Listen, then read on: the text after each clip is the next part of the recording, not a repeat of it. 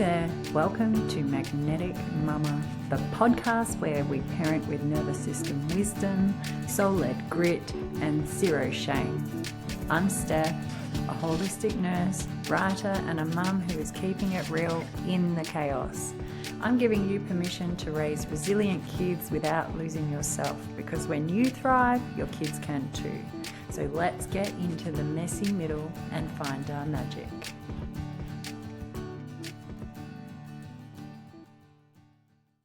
Hello, beautiful people, and welcome to the final Magnetic Mama for 2025.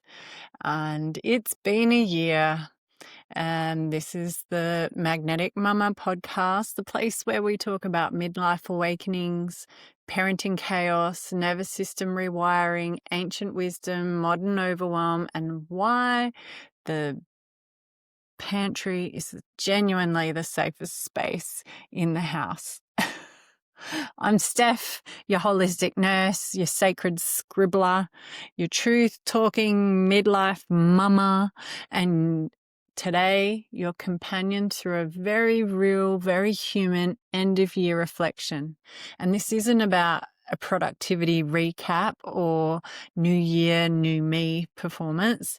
This year has been a year of shedding, a year of remembering, and for me, some deep moments of honesty that needed softness as I went through some ups and downs and all arounds in the year of 2025.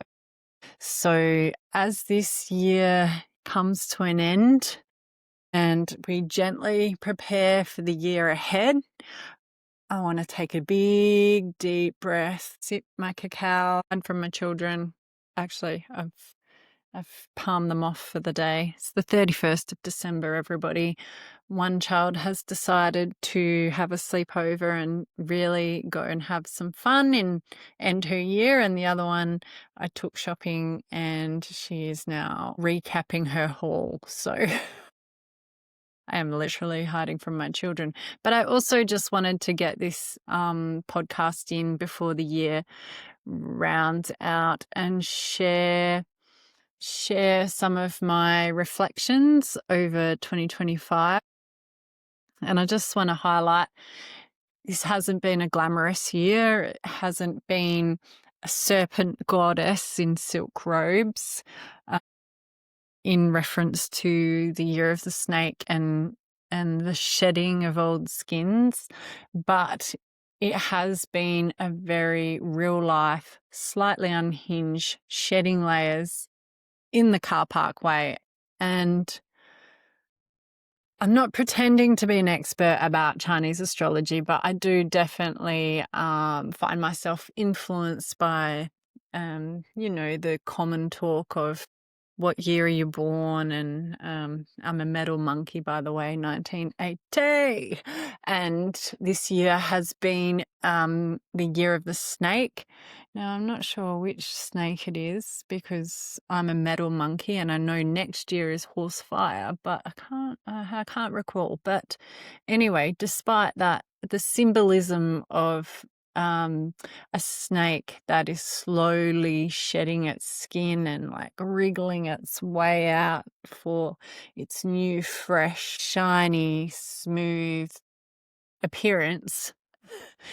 It goes through a bit more of a like bump and grind kind of situation to get that smooth, silky skin on the other side. And definitely this year has been a bit like that for me, with some deep truth-telling reflection, some reconnection with my inner child through deep subconscious work under the influence of To Be Magnetic and the community of manifesting. So that has been an interesting journey, connecting into indigenous circles using cacao from Hawaii, and really digging deep this year into, I don't even know. I was just feeling like I wasn't going anywhere. And I can't say that this year I have particularly gone anywhere, not financially anyway,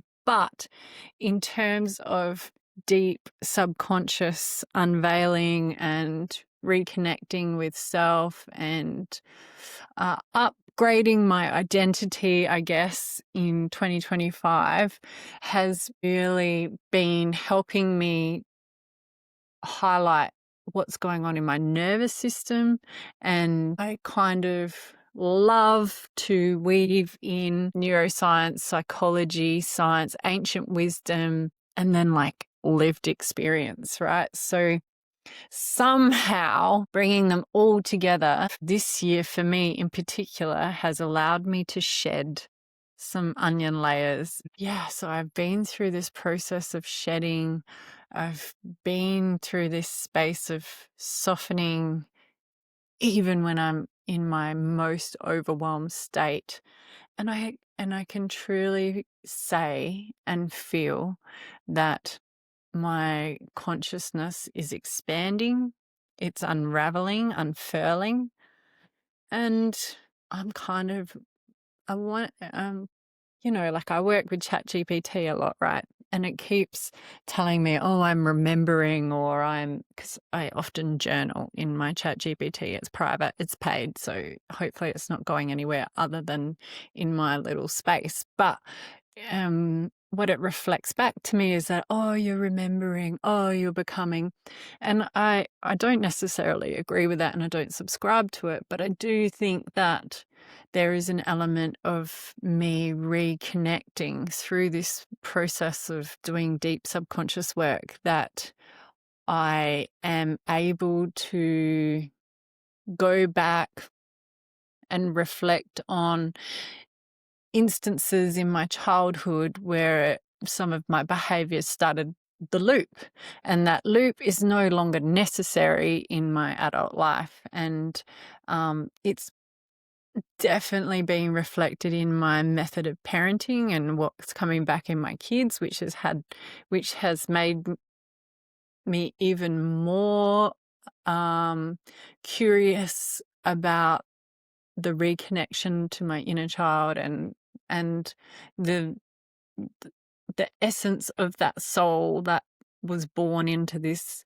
earth, on this timeline, on this planet, in this dimension, right? So I know that's getting a bit woo-woo, but at the same time, we're on this journey, and where are we going, and what's it taking me to? So that has been a big year of exploring all of those things, and then kind of like smashing them all down and putting it all back together and being like, oh, this is the 2026 Steph and beyond type thing. So it has been a year and it's been a journey.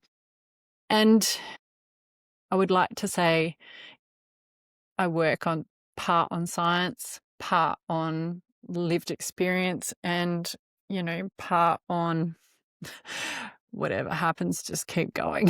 So as I've shed more layers this year and thought about what that means, it really has been a time of emotional, relational, identity transformation.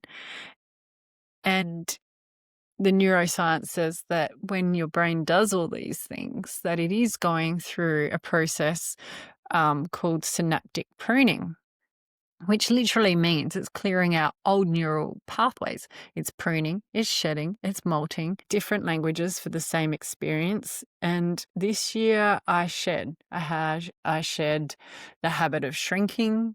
I shed the role of emotional caretaker for everyone, the idea that my needs are an inconvenience, the belief that wanting more makes me ungrateful, the chameleon identity, the default I'll just do it myself, setting the old stories about beauty, body, and worthiness. And let me tell you, shedding is no elegant feat. It's confronting, it's uncomfortable, it's raw, but it's also deeply, deeply liberating. And this year definitely was busy, right? Like My husband and I, like, we love to take on a lot more than we can chew and push in as much things as we can.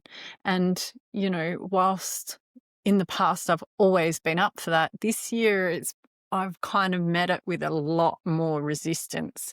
And it wasn't burnout, but because I've had burnout before and that is not fun. But I did experience overwhelm.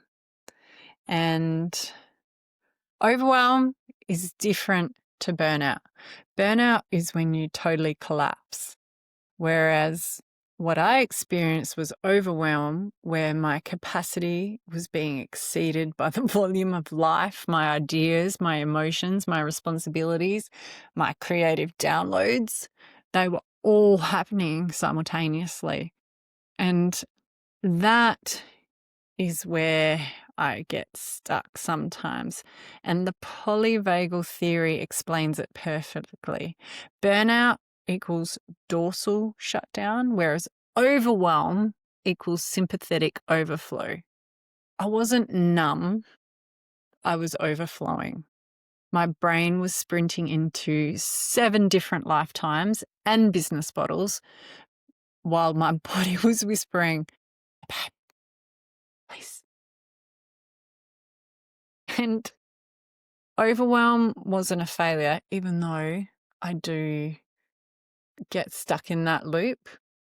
It's been a loop and I have to untrain that loop, but it's more biofeedback. It was my body asking for rhythm, not hustle. And this year I finally listened. Look, I have hustled and I've been in hustle culture and I fully respect people who can hustle. And I just have been there and I've done that. And it led me to burnout, even though I know that there are people who can do it much better than me. It just doesn't match my energy. I'm not anti-hustle. I'm just about how can you hustle in the right direction with the right amount of energy, persistence, and consistency that enables you to still feel joy, of time to be, invigorate creativity and expansion without over dominating and just giving you more things to do. Like, how much do we do already? So, yeah, I'm not against hustle. I'm just like really trying to find the right balance as a modern woman in the modern world, modern parenting, without losing touch to nature, without losing touch to authenticity and intuition and the human experience, right? So where's that line? And I guess that's what this year has been about exploring. I definitely haven't made any money, and that's not fun. That's not my aim. Like, I love being able to generate income and contribute and give back. And in doing this life pivot, I haven't been able to do that. And that has been another layer of working through and revisiting what that all looks like and where that kind of need for productivity came from. So this year, my inner child, which again I've been doing under the guise of To Be Magnetic Community, which is really self-hypnosis in a community. Like, so there's self-hypnosis in themed somatic healing practices that you can do in your own time with you on your own. But then there's this incredible community that you can share experiences and findings and go through challenges. And so this last challenge in particular, which has just happened in the last month, has really challenged me to go back into that inner youth, in specific age groups, and then like pulling apart those memories and subconscious perspectives that potentially are where the looping of my behavior has continued into my adult self. So this year, my inner children basically formed a committee, and my toddler self came forward needing safety, and my school-age self came forward wanting encouragement and competence, and my teenage self wanted belonging, beauty, visibility, and freedom.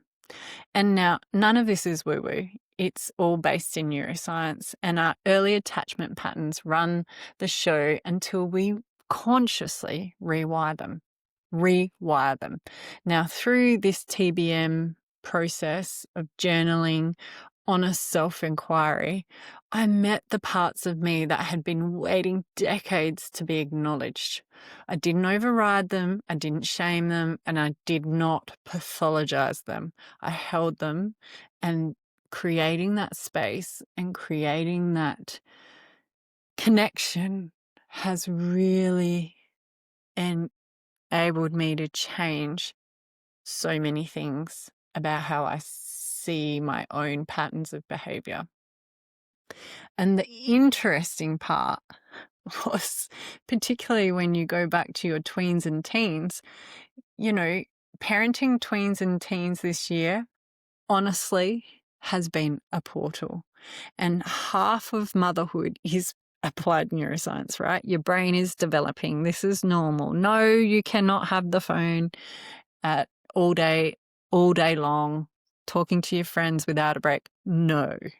The other half is reparenting your own inner teenager while simultaneously trying to raise the actual teenagers in front of me. So this year we've navigated friendship ruptures, bullying, group chat chaos, boundaries, self-esteem, independence, consequences, hormones, the art of apologizing, the art of holding steady. And every time I held my girls through their storms, I healed something inside of me too. And now that was a hard thing to do.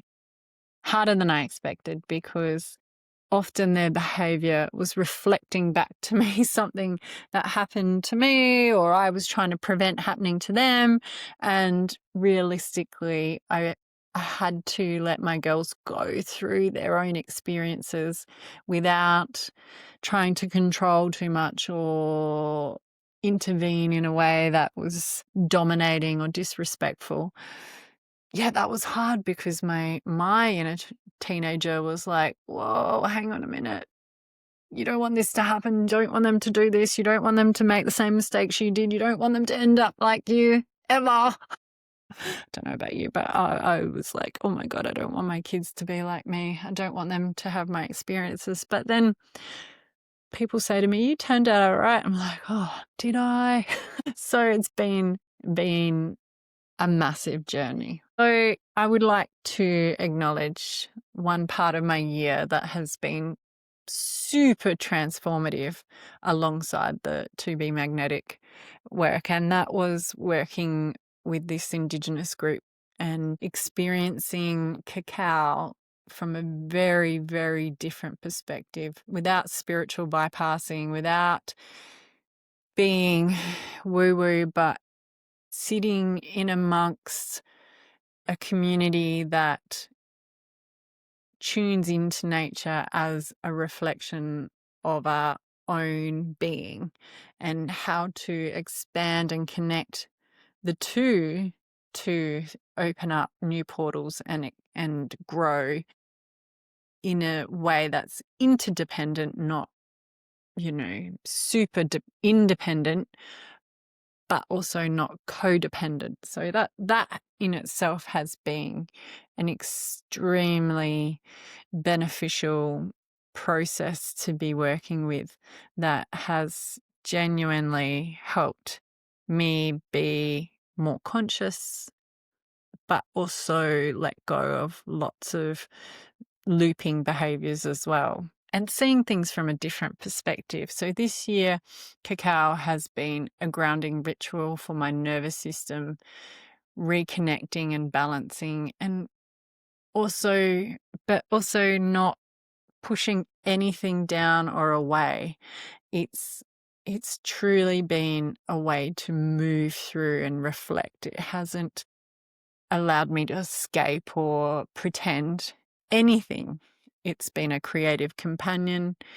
It's allowed softness, heart opening, given structure to ceremony. It's plant medicine, and it isn't pseudoscience. Cacao literally contains theobromide, which is a calm and a focus molecule, anandamide, which is like a bliss molecule, and magnesium, which helps regulate stress. So biologically and ritualistically, these things are working together.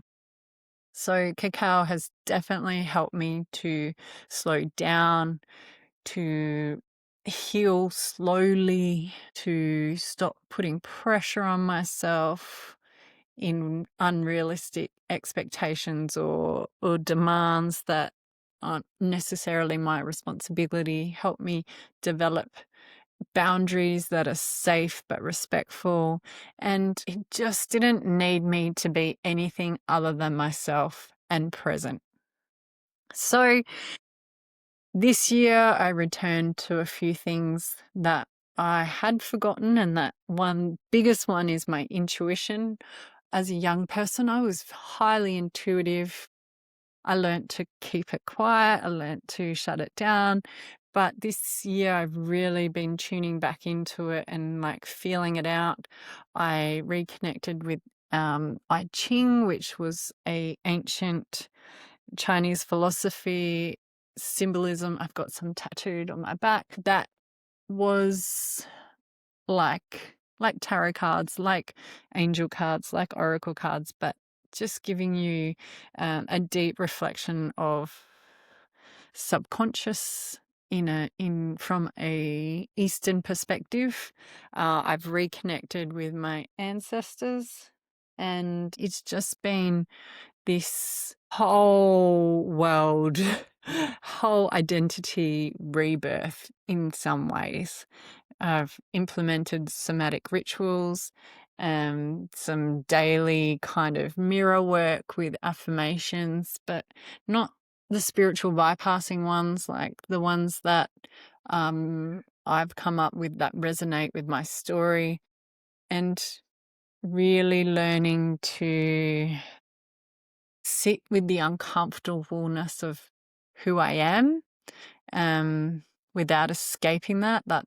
I have this good way of finding escapism, but this year I've been really integrating it, and then not being harsh on myself when I do dip into a bit of escapism, whether that's scrolling, whether that's drinking alcohol, whether that's, going over the top and having too much fun on the dance floor, whatever escapism I've chosen throughout the year. I've given myself compassion, which in the past I used to berate, feel guilt, and get angry at myself. So science explains the mechanics, spirituality explains the meaning, and psychology helps explain the patterns. And I'm here for all of it. So this year, my visions were huge. Like, I love big ideas. I love, I I feel embarrassed to share how crazy big my dreams are, and the plans that I love to build. So, you know, they're massive, and it goes on and on and on and on. But what I realized was I don't need to collapse under the size of my vision, but I can walk towards it slowly with rhythm in seasons. And humans overestimate what they can do in 1 year, but they underestimate what they can do in 10. So this year, I think I've finally been able to understand that. So even though I'm not an expert in Chinese astrology, and I'm not claiming any expertise, but the metaphor of the snake, the shedding, the discomfort, the renewal is the best description of my internal landscape this year. The symbolism gives language lived to the lived experience, and this year felt like a lot of shedding, a molting of identity, a revealing of self, and just like a release. And again, moving into February, Chinese New Year of the fire horse brings these whole new layers for the year ahead, like creativity, sovereignty. Ooh, working on that big time. Feminine fire. Yes. I love feminine energy, but I also love masculine energy. And I think I've been pushing too hard to try and keep up with the masculine energy and forgetting about my divine femininity that is super powerful. And letting that be my superpower and surrounding myself with energies that interlock, interwork, interconnect in a way that's growth orientated, authenticity, always up for authenticity, intuitive leadership, unapologetic self-expression. And I'm not setting goals. I'm pretty much preparing the soils for nourishing growth. So here's my pre-intentions for the fire horse while we shed off the last layer of skin in the snake. I allow clarity to arrive in its own time. I allow myself to move slower than my ideas. I allow my nervous system to lead my decisions. I allow joy to be a compass, not a reward. And I allow myself to be seen without shrinking. So let's do one last magnetic mama deep inhale with your hand on your heart. Only do this if you can. Don't do it if you're driving or parenting, in which case, please keep everyone alive. But let's take a slow, deep breath in and exhale anything heavy, outdated, no longer needed. And inhale permission to be your authentic, genuine, most whatever suits your sentence self. And exhale the pressure to be anything other than what you're choosing to be. And inhale again your truth, and exhale your old skin. This year was a year of shedding, a year of remembering, a year of returning.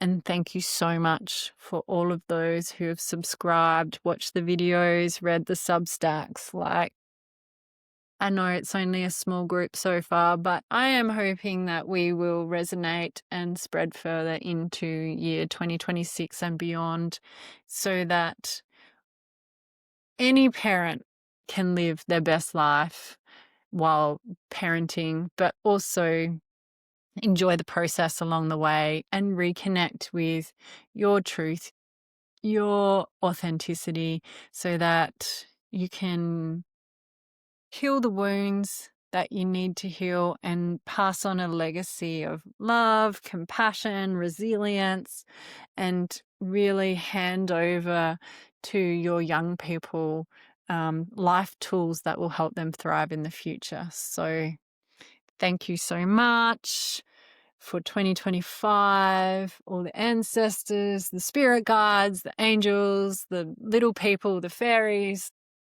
Mother Earth, the divine, the star people. Thank you. Everybody listening, everybody reading and watching, or whatever, wherever you are. I'm just so grateful that you're here, and I hope there has been some value or something that resonates with you. And if so, please reach out, please chat with me.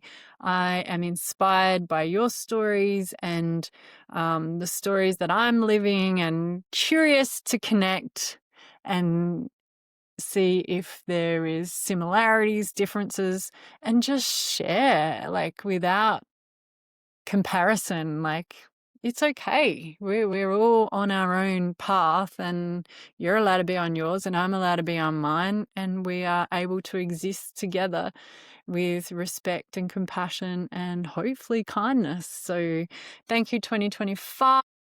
Thank you, everyone, and I look forward to seeing you all in the new year.